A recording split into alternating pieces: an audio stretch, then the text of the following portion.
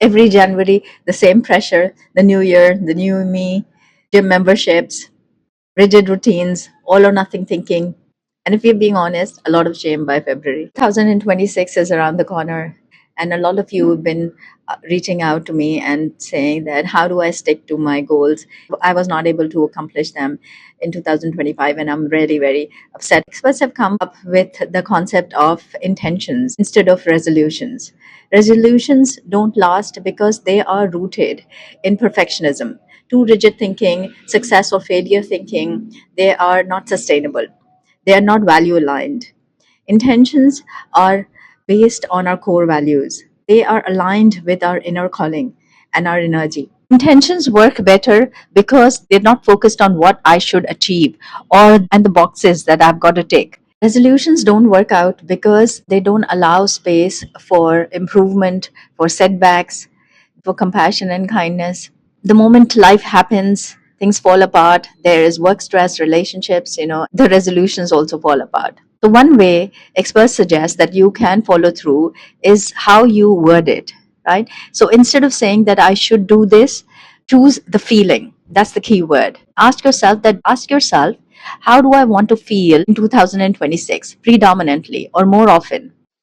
Intentions are rooted in growth. So instead of saying that I must do everything right, say I am choosing to show up for myself in small, consistent ways. And that's where the real change happens. You should ask yourself, do I want to feel more grounded in this year, more connected, more compassionate, more secure, less overwhelmed, present, and pleasant? Your intentions will grow from your feelings. Number two is focus on identity and use words like I choose to become, or I want to look like a person, or be this person, right? And here also, it's not about fake it till you make it. Amy Cuddy has said that be it till you become it, right? So that comes from a space of more authenticity instead of being fake. Saying that I will work out 5 days a week, say I choose to become a person who honors their energy and their health. Now, what also helps is that you make an assessment of your core values, right? That this is what I want to become, or I feel aligned with this, right? And how do I align my behaviors in line with these values? And put up these values on post-it notes next to your bed where you get to see it by the end of the day or each morning. And then you can also take a screenshot of it, right? And make it your screen cover. And if you're very conscious of it, you can make it symbolic.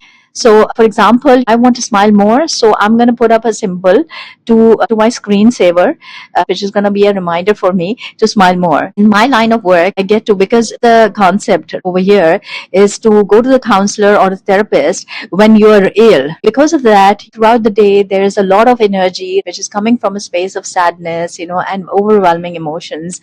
And often I feel that I've stopped smiling as often as I would want to, right? The tools that are helpful are the mood meter given by Mark Brackett or the feeling wheel by Robert Plutchik. So these are very powerful emotional intelligence tools which will help you as to, and also remind you that you can check in your journal that where was throughout the day or throughout the week and where I want to be, right? And I choose to be. Another thing that experts are suggesting is that to make I could list. In that, for example, you can tell yourself that to achieve that particular goal, I could do this, I could do this, I could do this. It's based on hope. That means you see multiple paths forward. The strongest thing that experts suggest to remain resilient is to cling on to hope. And hope is not wishful thinking. Hope is being optimistic even in the face of challenges. And then that comes from a space of self-belief and self-trust. That's where the work comes in, that how you're going to develop your self-belief and self-trust.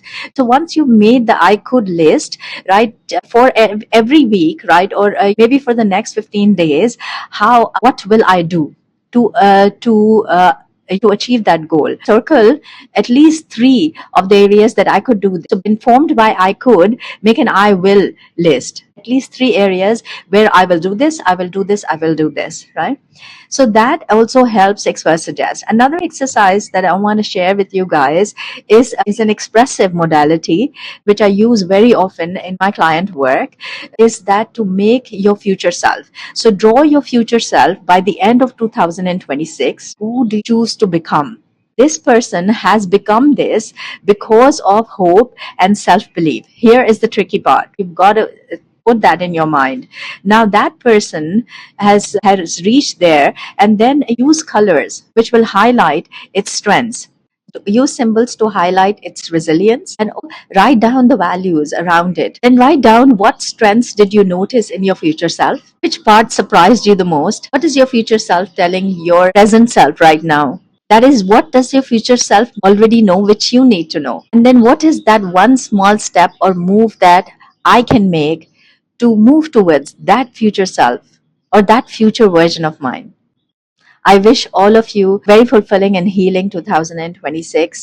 Wishing you light, positive energy, and hope, and seeking it too.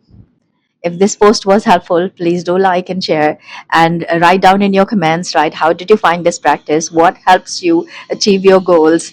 And let's make this a shared community of shared strength. Thank you so much for listening. Goodbye for now.